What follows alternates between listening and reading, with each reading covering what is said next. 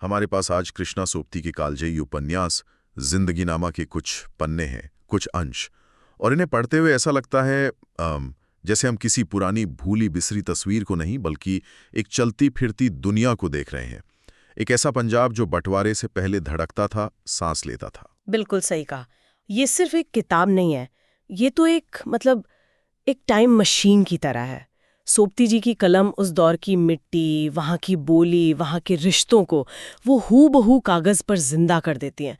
उनकी खासियत यही है कि वो सिर्फ कहानी नहीं बताती, वो पूरा का पूरा एक जीता जागता माहौल रच देती है। तो आज हमारा काम यही है कि हम इन पन्नों में उतरें और उस माहौल को महसूस करें। और इसकी शुरुआत एक बहुत दमदार विचार से होती है। गुरु गोविंद सिंह जी का एक जिक्र है, जब दूसरे सब रास्ते कारगर ना हो सके तो जुल्म के खिलाफ तलवार उठा लेना जायज है। मतलब कहानी शुरू होने से पहले ही सोपती जी एक तरह से माहौल बना रही हैं कि ये कोई सीधी सादी मीठी कहानी नहीं होगी। यहां जुल्म और उसके खिलाफ आवाज उठाने की बात भी आएगी। हाँ, और इसी के साथ वो इतिहास की दो धाराओं की बात करती हैं। एक इतिहास जो सरकारी कागजों में, तारीखों में दर्ज होता है, और दूसरा वो जो लोगों की कहानियों में, उनकी यादों में एक एक नदी की तरह बहता रहता है। जिंदगी नामा इसी दूसरी वाली धारा को, उस लोकमानस के इतिहास को पकड़ने की एक शानदार कोशिश है। चलिए तो फिर इस धारा में उतरते हैं। उपन्यास की शुरुआत में पंजाब की धरती का ऐसा अद्भुत वर्णन है कि पढ़कर ही आंखों के सामने तस्वीर खिंच जाती है। चेनाब और झेलम की धरती को दूध भरी छातियों से कहा गया है। गेहूं के सुनहरे ढेर, सरसों के पीले खेत और वहां के लोगों के गंदमी चेहरों पर इलाही लाली। ऐसा लगता है मानो धरती खुद एक माँ है। बिल्कुल, एक माँ जो अपने बच्चों का पेट भर रही है। और ये सिर्फ एक खूबसूरत तस्वीर नहीं है, सोपती जी भाषा के जरिए उस धरती की आत्मा को पकड़ रही हैं। वो एक ऐसे पंजाब को दिखा रही हैं जो सिर्फ उपजाऊ नहीं, बल्कि वो शब्द इस्तेमाल करती हैं भागी भरा, मतलब भाग्यशाली है, भरा पूरा है। जहाँ मेहनत है तो उसका जश्न भी है। ये वो आदर्श दुनिया है, वो जन्नत है जो कहानी में आगे जाकर एक बहुत बड़ी त्रासदी का शिकार होने वाली है। और यही बात मुझे सबसे ज्यादा चौंकाती है। पहले पंजाब की इतनी खूबसूरती का वर्णन, दूध भरी छातियों सी धरती, और फिर फौरन बाद अलविदा और पुण्य शेष हो गए हैं जैसी दिल तोड़ने वाली बात। ये अचानक आया बदलाव, ये इतना असरदार क्यों है? लेखिका क्या हासिल करना चाह रही है इससे? ये एक बहुत जरूरी सवाल है। असल में वो पहले हमें उस जन्नत की सैर करा रही हैं जिसे बाद में छीना जाना है। किसी त्रासदी का असर तब तक गहरा नहीं होता जब तक आपको ये ना पता हो कि आपने क्या खोया है। ये पंक्तियां, अलविदा आबों के आब को, पंज दरियाओं के पंजाब को, हम यहाँ नहीं होंगे, नहीं होंगे, फिर कभी नहीं होंगे, नहीं। ये सिर्फ विस्थापन का दर्द नहीं है, ये नहीं शब्द का दोहराव। हाँ, एक तरह की अंतिम बात कह दी गई है। बिल्कुल, ये एक चीख है जो शायद गले में ही घुट गई हो। ये उस भरी पूरी पहचान के खो जाने का मातम है। इस दर्दनाक भविष्य की झलक दिखाने के बाद कहानी हमें वापस उस जिंदा दिल अतीत में ले जाती है। शरद पूर्णिमा की रात है, गांव में रौनक है, बच्चे खेरू नाम का कोई खेल खेल रहे हैं और बड़े बूढ़े लाला वड्डे से कहानियां सुन रहे हैं। और लाला जी का कहानी सुनाने का अंदाज भी क्या खूब है। ये हिस्सा उस दौर की जान है। आज हमारे पास मनोरंजन के हजार साधन हैं, लेकिन तब कहानियां ही लोगों को जोड़ती थीं, उन्हें अपनी जड़ों के बारे में बताती थीं। और लाला जी की कहानी कोई छोटी मोटी कहानी नहीं, वो सृष्टि की रचना से शुरू करते हैं। प्रजापति, अदिति, देवता, 4 युग। ये सिर्फ टाइम पास नहीं है, ये अगली पीढ़ी को अपनी संस्कृति, अपनी विरासत सौंपने का एक तरीका है। उस समाज की मौखिक परंपरा का जीता जागता सबूत है ये। एक मिनट, जब लाला जी इतनी बड़ी बड़ी बातें कर रहे हैं, सृष्टि की रचना, सूर्य की बेटी सूरजा का विवाह, तब एक बच्ची बीच में पूछती है कि उसकी चादर का सूत किसने काता था, दादी ने या नानी ने? ये कमाल है। ये उस पूरी पौराणिक कथा को जमीन पर ले आता है, उनके अपने घर के चरखे तक। मुझे ये हिस्सा बहुत पसंद आया। बिल्कुल, और यही इन लोगों की खूबसूरती है।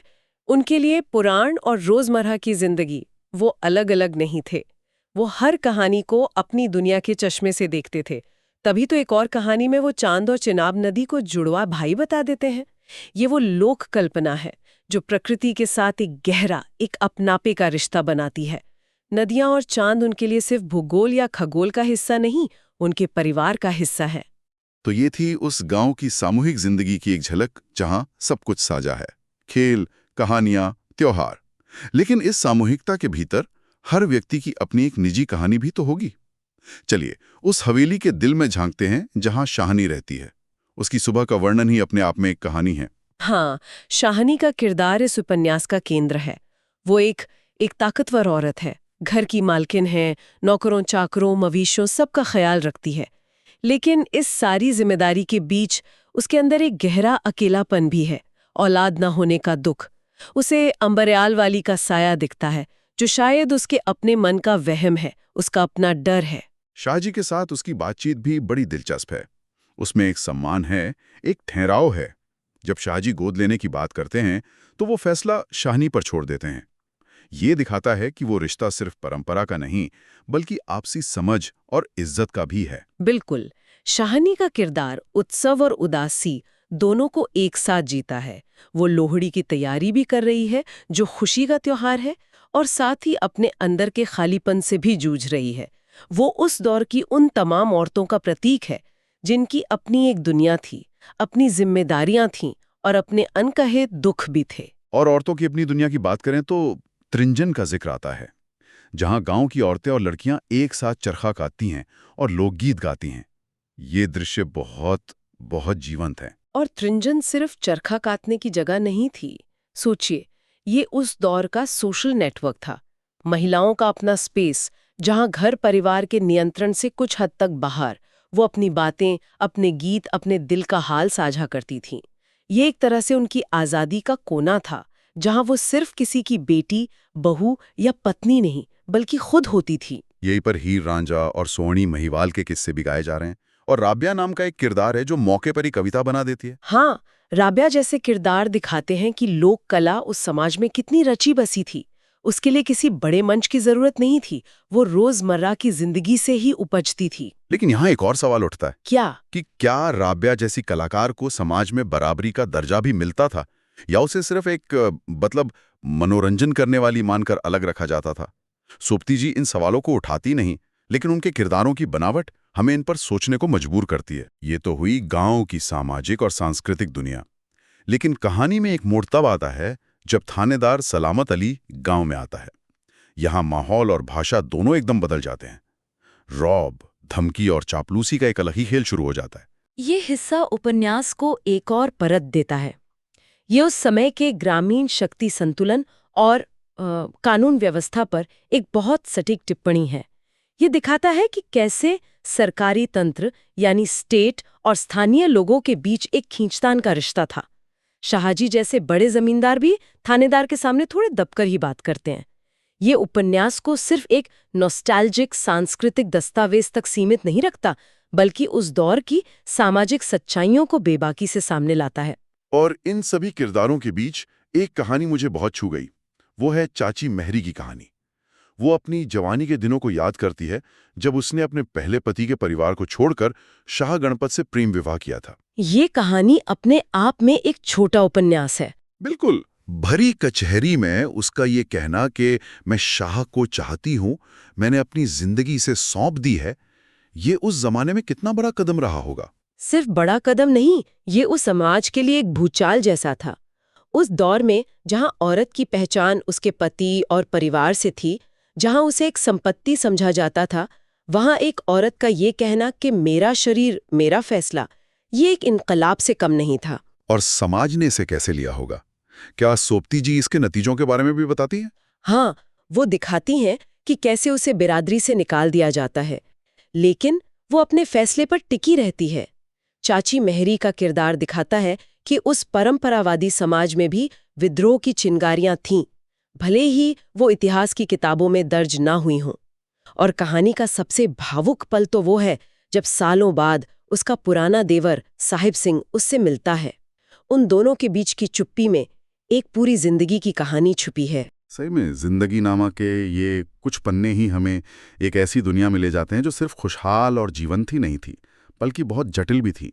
इसमें प्रेम है, बिछोह का डर है, लोक कथाएं हैं और आने वाले तूफान की एक दबी हुई आहट भी है। और इस पूरे अनुभव को जो चीज असाधारण बनाती है वो है कृष्णा सोबती की भाषा। वो किसी एक शुद्ध भाषा में नहीं लिखती। क्या इसका कोई उदाहरण दे सकते हैं? कोई ऐसी पंक्ति जहां ये मिली जुली बोली का जादू साफ दिखता हो? बिल्कुल।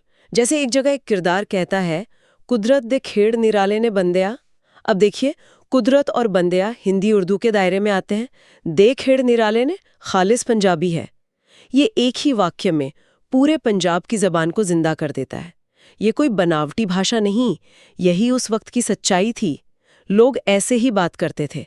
सोबती जी ने उस बोली को पकड़कर साहित्य में अमर कर दिया। तो इन अंशों पर बात करने के बाद एक सवाल मन में बार बार उठता है। जब एक जीती जागती संस्कृति को, जो भाषाओं और धर्मों का एक संगम थी, उसे नक्शे पर एक लकीर खींचकर बांट दिया जाता है, तो असल में क्या खो जाता है? सब कुछ खो जाता है। खेत, घर, रिश्ते तो खोते ही हैं, लेकिन सबसे बड़ी चीज जो खोती है वो है साझापन, वो साझा इतिहास। और शायद यहीं पर ये चर्चा हमारे लिए एक विचार छोड़ जाती है क्या? कि क्या साहित्य और स्मृतियां उन खोई हुई जमीनों को जिंदा रखने का एक जरिया बन सकती हैं? जब लोगों के भौतिक घर, उनके वतन छूट जाते हैं, तो क्या कहानियों और लोकमानस में वसा यही इतिहास ही उनका असली अटूट वतन बन जाता है?